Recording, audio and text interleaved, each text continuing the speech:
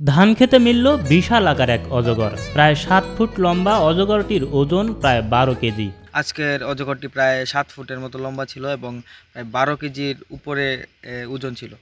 সম্প্রতি নেত্রকোনার দুর্গাপুর কলমাকান্দার সীমান্ত ঘেঁষা উত্তরপাড়া গ্রাম থেকে অজগরটিকে উদ্ধার করেন কয়েকজন কৃষক। জানা যায়, বাড়ির পাশে ধানের জমিতে ধান কাটার সময় সাপের লেজে হাত লাগে এক কৃষকের। পরে অজগরটি আটক করে গ্রামবাসী। ধান কাটতে আছি, তারপরে সাপ হাতে বাজলে আমরা দেখে দৌড় দিয়েছি, দৌড় দিয়ে আবার আয়া দেখি সাপ।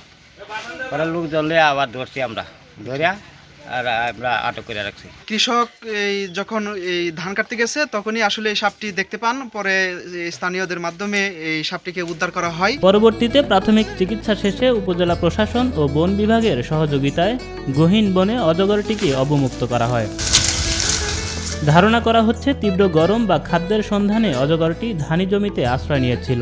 পাহাড়ি ঢলে ছোট ছোট সাপের যে বাচ্চাগুলি ছানাগুলি আছে, এগুলি এই লোকালয়ে চলে আসে। তারপর এগুলি এখানে বিভিন্ন জায়গায় থেকে খাদ্য খেয়ে ক্ষেতের ইঁদুর এসব জাতীয় খাদ্য খেয়ে এরা বড় হয়।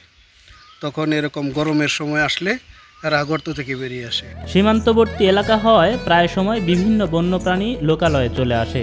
বন্য প্রাণী যেন অবাধে চলাফেরা করতে পারে, সেজন্য সব ধরনের প্রচারণা চলমান রয়েছে বলে জানান স্থানীয় বন কর্মকর্তা। বন্যপ্রাণী যাতে নিরাপদে আশ্রয়স্থলে বা নিরাপদে চলাফেরা করতে পারে, সেই জন্য জনগণ যাতে এদেরকে বিরক্ত না করে, সেই জন্য আমরা প্রচার অভিযান বিভিন্নভাবে চালিয়ে যাইতেছি এবং সেটা চলমান অবস্থায় আছে।